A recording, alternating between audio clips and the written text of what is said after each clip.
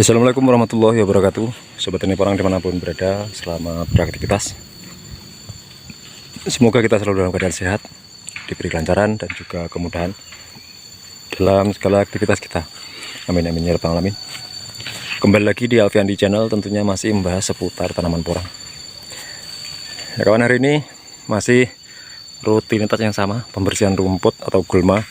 Ini tahap kedua. Yang tahap pertama sudah selesai. Ini masuk ke tahap kedua karena untuk sebentar lagi pengaplikasian pupuk susulan yang kedua atau pupuk lanjutan.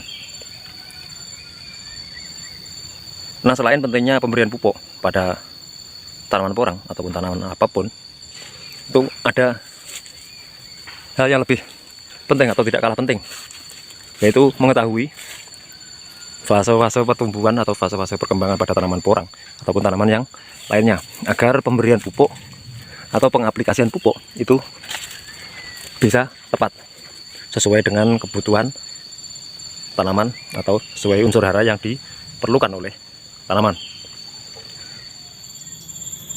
Nah, kemudian pupuk apa yang paling cocok atau paling bagus digunakan pada tanaman porang ini? Kalau menurut saya itu adalah bukan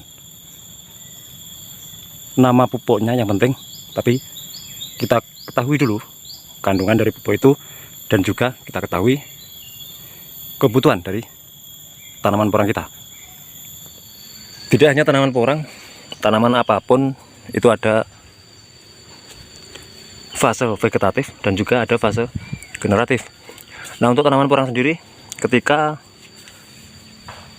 pada fase vegetatif ataupun tanaman yang lain ketika pada fase vegetatif, itu biasanya pada umumnya memerlukan pupuk yang mengandung unsur hara nitrogen yang tinggi atau biasa diberi kode N pada label pupuk, karena untuk memacu pertumbuhan akar, batang dan juga daun,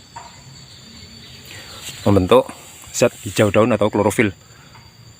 Sehingga kalau ciri-cirinya nanti ketika tanaman porang ataupun tanaman apapun ketika mengalami kekurangan unsur hara N, itu akan terlihat agak kekuning-kuningan, tidak bisa hijau pada daunnya.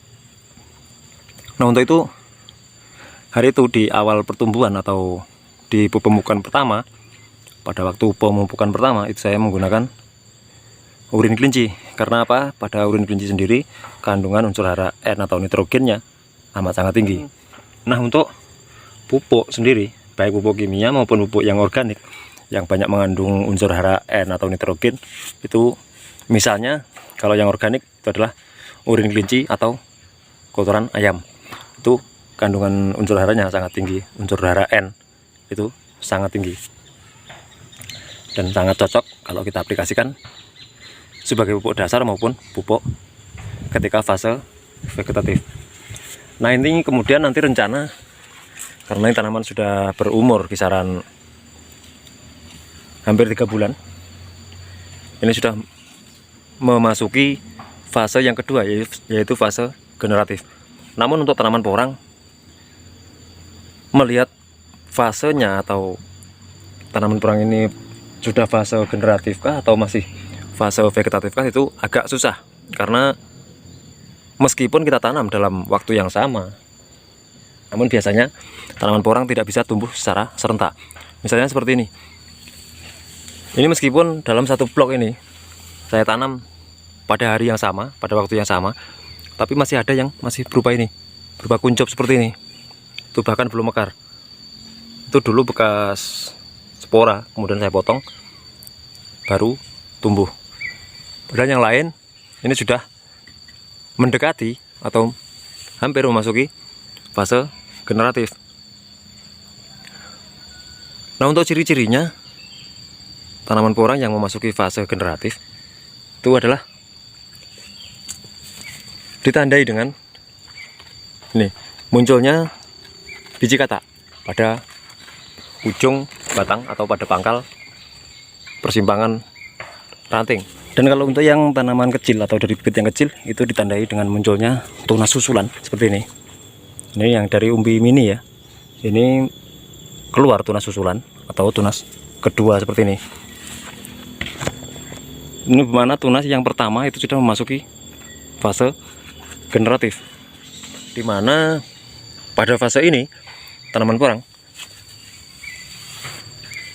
itu membentuk atau terjadi pembesaran umbi dan juga pembesaran buah. Nah, untuk itu ketika fase generatif ini tanaman porang memerlukan pupuk yang mengandung unsur hara,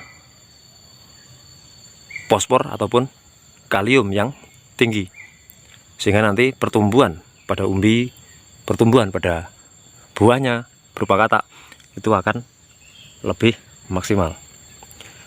Kalau ketika memasuki masa generatif seperti ini, kemudian kita aplikasikan pupuk yang kandungan unsur haranya N itu tinggi, itu nanti alhasil hanya akan tumbuh lebat pada daun. Daun akan nampak hijau, tapi pertumbuhan pada umbi dan juga pada kataknya itu akan kurang maksimal. Begitu juga sebaliknya, ketika di pertumbuhan awal pada masa atau fase vegetatifnya kita beri pupuk yang mengandung unsur hara kalium ataupun fosfor yang tinggi, itu nanti penyerapan nutrisi pada tanaman itu akan kurang maksimal. Karena apa?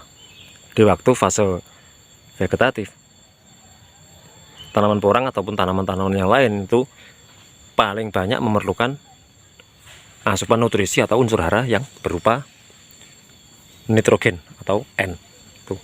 Jadi itulah pentingnya memahami fase-fase pada tanaman porang. Dan untuk tanaman porang sendiri, karena mengingat pertumbuhannya tidak bisa serentak, ada yang masih berupa kuncup seperti tadi, yang masih seperti ini fase vegetatif seperti ini, masih muda. Ada juga yang sudah memasuki fase generatif seperti ini. Ini repotnya kalau kita aplikasikan pupuk yang pupuk tunggal, bukan pupuk yang majemuk. Maksudnya kandungan unsur hara pada pupuk itu hanya satu macam, misalkan pupuk urea. Kalau yang kimia itu kandungannya hanya satu unsur hara, yaitu nitrogen.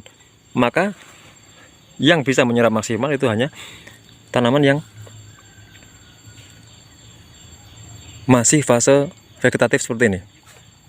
Untuk yang fase generatif itu dia akan kekurangan unsur hara kalium ataupun fosfor untuk pada fase generatifnya, untuk pembesaran umbi dan juga pembesaran buah. Nah, untuk itu selalunya di tahun-tahun yang lalu dan tahun ini juga rencana saya untuk pupuk susulan yang kedua itu saya fokuskan pada perkembangan umbi, pembesaran umbi dan juga pembesaran katak. Untuk itu saya akan mengaplikasikan pupuk yang mengandung unsur hara secara lengkap. Karena mengingat itu tadi ada yang masih seperti ini fase vegetatif, ada yang juga sudah memasuki fase generatif. Dan biasanya saya menggunakan pupuk yang mengandung unsur hara N, P dan juga K yang seimbang, agar kedua-duanya atau agar keseluruhan tanaman itu bisa terpenuhi unsur haranya. Baik yang memerlukan N itu juga terpenuhi seperti ini, kemudian yang memerlukan fosfor juga kalium juga akan terpenuhi kebutuhannya. Nah, kalau masalah merek itu banyak sekali merek-merek pupuk, baik pupuk yang organik maupun pupuk yang kimia. Itu pilihan ada di kita masing-masing. Yang penting pahami kandungannya, pahami kebutuhan tanamannya. Ini fase apa? Fase generatif kah? Fase vegetatif kah? Unsur hara apa yang diperlukan untuk tanaman itu agar hasilnya bisa maksimal. Itu kalau menurut saya. Ya mungkin berdasarkan pengalaman kawan-kawan yang lain, ada pengalaman tersendiri ya bisa di-sharing, nanti bisa ditulis di kolom komentar, atau mungkin penjelasan dari saya ini ada yang salah atau mungkin kurang pas, bisa dikoreksi. Terima kasih dan bisa ditulis di kolom komentar. Ya mungkin sedikit berbagi dari saya, bukan niat untuk menggurui siapapun, hanya sekedar berbagi pengalaman dari pemula. Semoga bermanfaat dan tetap semangat. Akhirnya salam sukses untuk semua petani porang di seluruh Nusantara. Assalamualaikum warahmatullahi wabarakatuh.